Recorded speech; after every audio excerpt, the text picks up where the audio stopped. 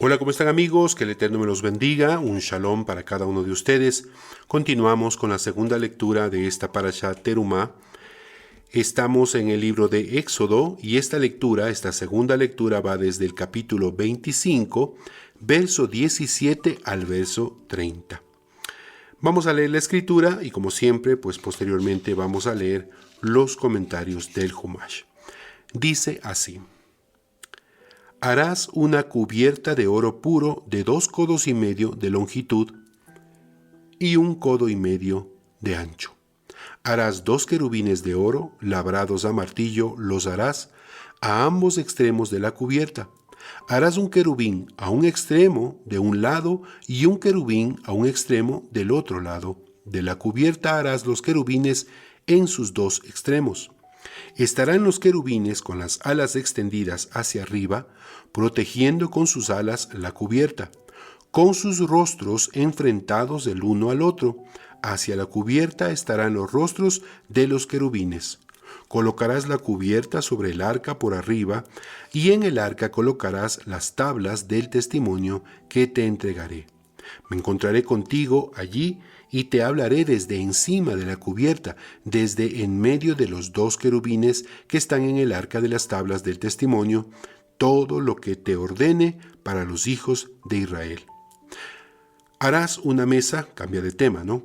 Harás una mesa de madera de acacia de 2 codos de longitud, 1 codo de ancho y 1 codo y medio de altura.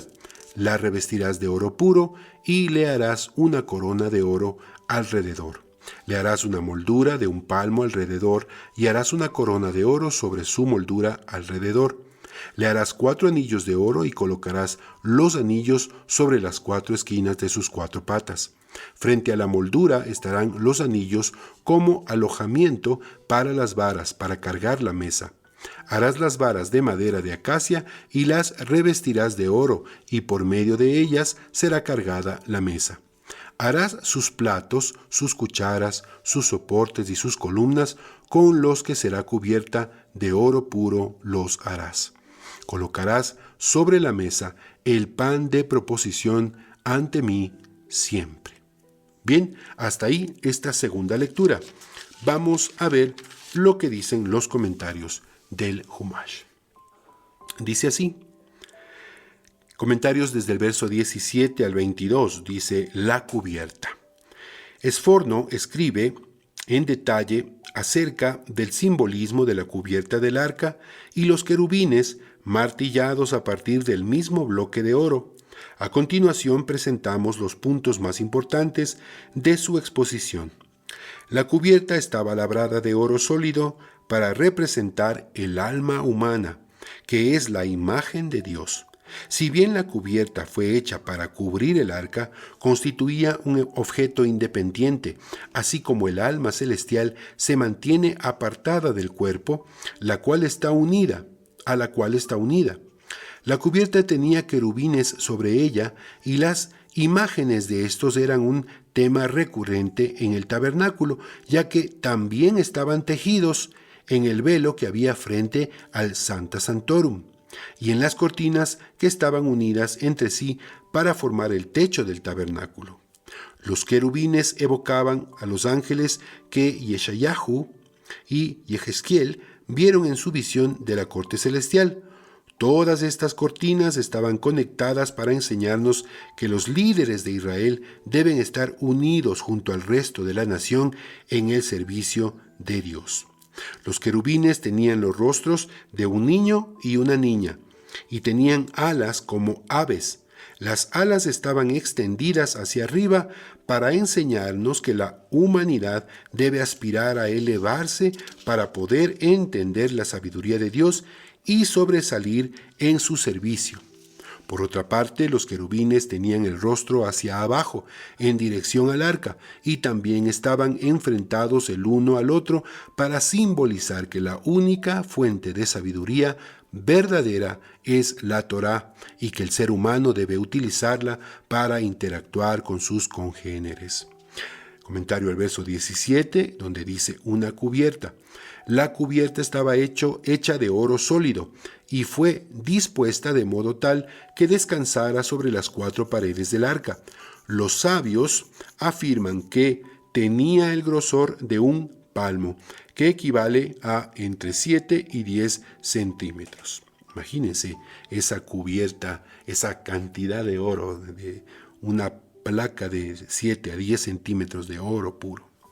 Comentario al verso 18 dice, 2 querubines. Había un total de 2 querubines, uno en cada extremo de la cubierta.